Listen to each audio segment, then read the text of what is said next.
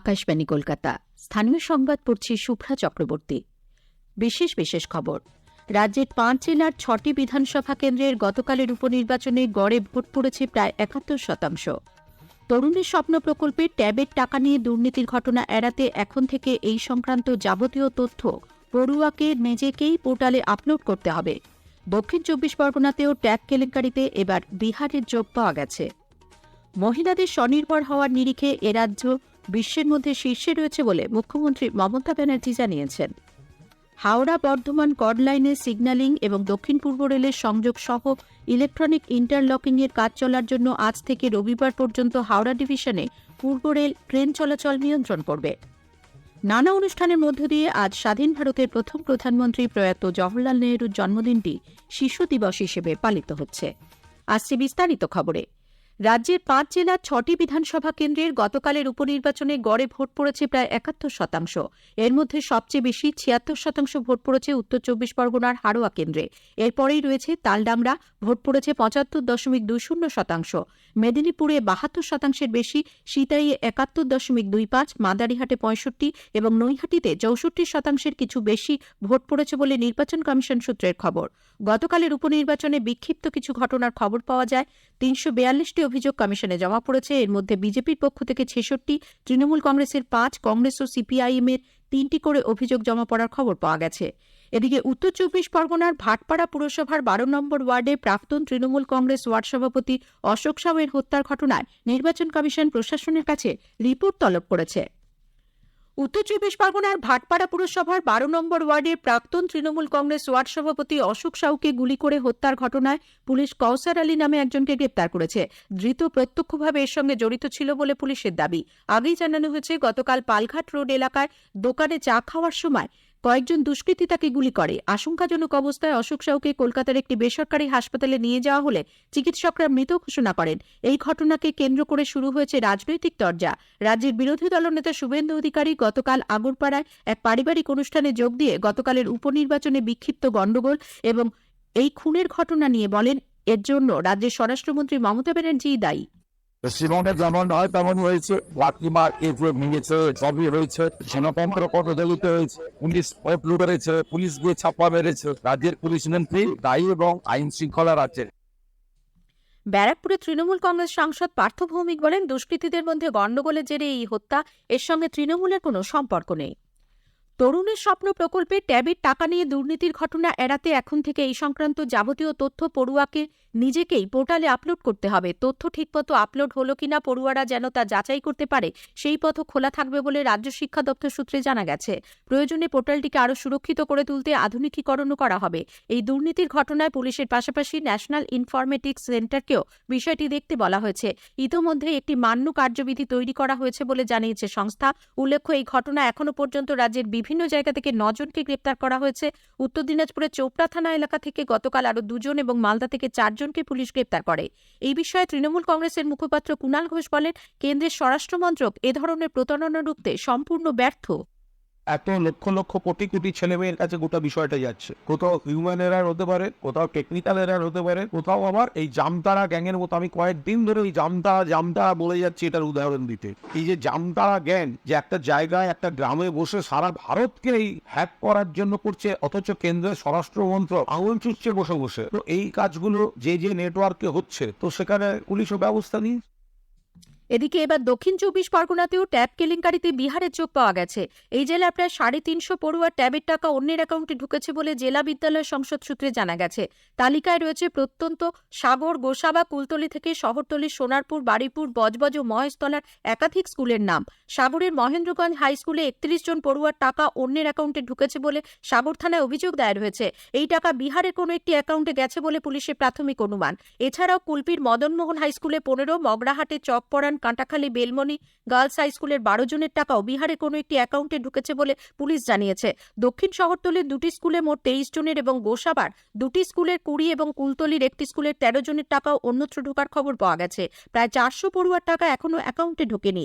ট্যাবের টাকার গরমিল সামাল দিতে জেলা বিদ্যালয় পরিদর্শক মাধ্যমিক নজরুল হক সিপাই জেলা শাসক সুমিত গুপ্তার সঙ্গে জরুরি বৈঠক করেছেন। প্রত্যেক স্কুলকে এ ধরনের ঘটনায় সঙ্গে সঙ্গে থানায় অভিযোগ জানাতে বলা হয়েছে। মহিলাদের স্বনির্ভর হওয়ার নিরিখে এ রাজ্য বিশ্বের মধ্যে শীর্ষে রয়েছে বলে মুখ্যমন্ত্রী মমতা ব্যানার্জি জানিয়েছেন। দার্জিলিংয়ে গতকাল ৭ম সরস মেলার সূচনা করে জিটিএ প্রধান অনিত থাপাকে সামনে রেখে পাহাড়ের উন্নয়ন এগিয়ে নিয়ে যাওয়ার এবং ঐক্যের বার্তা দেন তিনি।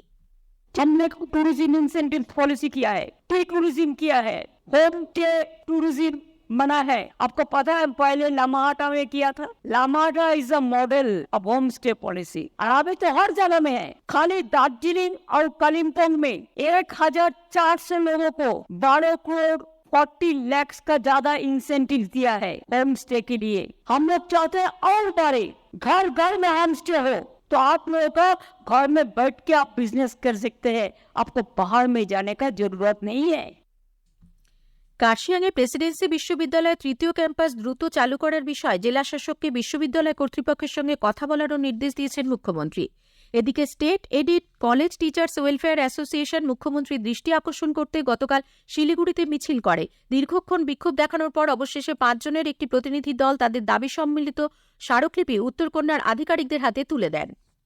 অস্ত্রের বেআইনি কারবারে জড়িত থাকার অভিযোগে ৩ মহিলা সহ ৪ জনকে গ্রেপ্তার করেছে বর্ধমান থানার পুলিশ।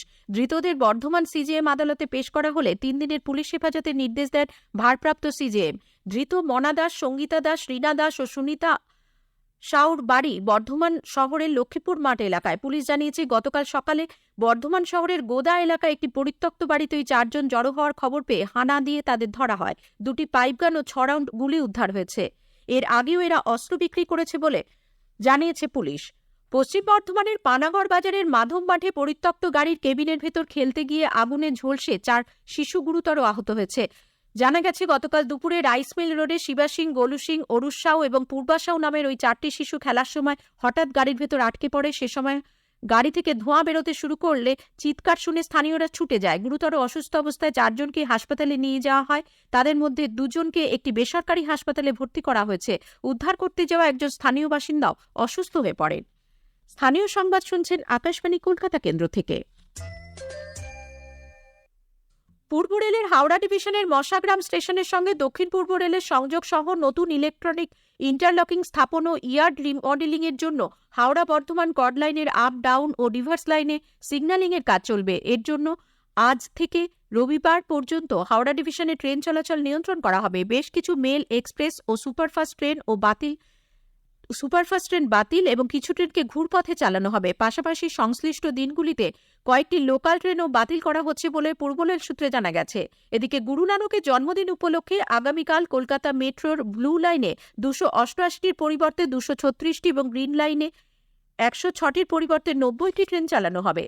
অন্যদিকে পূর্ব রেল কলকাতা হলদিবাড়ি কলকাতা এক্সপ্রেসে অতিরিক্ত 3টি শীতাতপ নিয়ন্ত্রিত কোচ বাড়ানোর সিদ্ধান্ত নিয়েছে। গতকাল এক প্রেস বিজ্ঞপ্তিতে রেল জানিয়েছে বিভিন্ন জনপ্রিয় মেল ও এক্সপ্রেস ট্রেনে যাত্রীদের সামগ্রিক ভ্রমণ অভিজ্ঞতা উন্নত করার লক্ষ্যে পর্যায়ক্রমে শীতাতপ নিয়ন্ত্রিত কোচের সংখ্যা বাড়ানো হচ্ছে। রাজযাত্রা উৎসব উপলক্ষে পূর্ব রেল যাত্রীদের সুবিধার্থে বিশেষ ইএমইউ লোকাল চালানোর সিদ্ধান্ত নিয়েছে। রাজযাত্রায় যাত্রীদের অতিরিক্ত ভিড় সামাল দিতে পূর্ব রেলের শিয়ালদা ডিভিশন আজ থেকে 18 নভেম্বর পর্যন্ত শিয়ালদা শান্তিপুর শাখার সমস্ত আপ ও ডাউন ইএমইউ ট্রেনগুলির জন্য বাতনা কৃত্তিবাস হল্ট স্টেশনে থামবে। এছাড়াও আগামী 16, 17 নভেম্বর এবং 17 ও 18 নভেম্বর তারিখের মধ্যবর্তী রাতে শিয়ালদা শান্তিপুর শাখায় একটি বিশেষ ইএমইউ ট্রেন চালানো হবে। প্রধানমন্ত্রী নরেন্দ্র মোদী গতকাল সারা দেশের বিভিন্ন রেল স্টেশনে 18টি প্রধানমন্ত্রী ভারতীয় জনৌষধি কেন্দ্র জাতির উদ্দেশ্যে উৎসর্গ করেছেন। বিহারের দ্বারভাঙা থেকে ভিডিও কনফারেন্সের মাধ্যমে শ্রী মোদী এই জনৌষধি কেন্দ্র সহ একাধিক উন্নয়নমূলক প্রকল্পের উদ্বোধন করেন। এর মধ্যে কলকাতার কোদঘাট অঞ্চলে নেতাজি মেট্রো স্টেশন চত্বরে একটি জনৌষধি কেন্দ্র। এই উপলক্ষে আয়োজিত অনুষ্ঠানে উপস্থিত ছিলেন কলকাতা মেট্রো রেলের জেনারেল ম্যানেজার পি উদয় কুমার রেড্ডি, কলকাতা মেট্রো তথা পূর্ব রেলের মুখ্য জনসংযোগ আধিকারিক কৌশিক মিত্র সহ বিশিষ্ট ব্যক্তিরা। রাজ্যে আগামীকালের পর শীত অনুভূত হবে বলে আলিপুর আবহাওয়া দপ্তর জানিয়েছে। দপ্তরের পূর্বাঞ্চলীয় প্রধান সোমনাথ দত্ত জানালেন, পশ্চিমবঙ্গের শুষ্ক আবহাওয়া আর এক্সেপ্ট উত্তরবঙ্গেতে কয়েকটা জেলাতে হয়তো এক দিন ক্ষিপ্তভাবে 1-2 জায়গাতে হালকা মাঝারি বৃষ্টি হলো। উইন্ড আসা অলরেডি শুরু হয়ে গেছে। এবারে কথা হচ্ছে আসা শুরু হতে সঙ্গে সঙ্গে ফিলিংটা হবে না, এতে তো একটু সময় লাগবে। আমরা যেটা আগে ফোরকাস্ট অলরেডি বলারই হয়েছে যে 15 তারিখ অনওয়ার্ডস আপনার টেম্পারেচারটা ফল করতে শুরু। নানা অনুষ্ঠানের মধ্য দিয়ে আজ স্বাধীন ভারতের প্রথম প্রধানমন্ত্রী প্রয়াত জওহরলাল নেহরুর জন্মদিনটি শিশু দিবস হিসেবে পালিত হচ্ছে। কলকাতা প্রদেশ কংগ্রেস কার্যালয় এই উপলক্ষে এক অনুষ্ঠানে তাকে শ্রদ্ধা জানানো হবে। শেষ করার আগে খবরের বিশেষ অংশ আরও একবার। রাজ্যের 5 জেলার 6টি বিধানসভা কেন্দ্রের গতকালের উপনির্বাচনে গড়ে ভোট পড়েছে প্রায় 71%। তরুণের স্বপ্ন প্রকল্পে ট্যাবের টাকা নিয়ে দুর্নীতির ঘটনা এড়াতে এখন থেকে এই সংক্রান্ত যাবতীয় তথ্য পড়ুয়াকে নিজেকেই পোর্টালে আপলোড করতে হবে। স্থানীয় সংবাদ শেষ হলো।